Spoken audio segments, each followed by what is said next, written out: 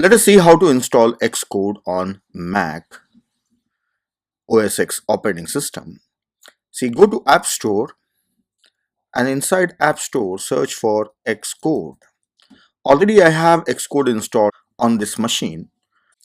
See, here is Xcode. An option is available for updating it. So if I have to update, I can update it. If it is not installed, then this button will be for installation of Xcode. So you can click on this one and install Xcode on your machine. And the other method of installing Xcode is go to terminal and at command line say xcode select install. See here the message I am getting is command line tools are already installed. Use software update to install update. So already Xcode is available. If it is not available, then it will install it. Once it is installed, you can start using Xcode.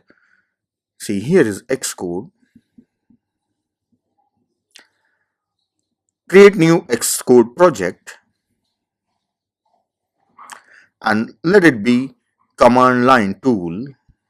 Next, and here select the language as C++. There are other languages also available, so I'll give the project name as my first, and it's asking for the destination where this project should be stored. So select the destination folder.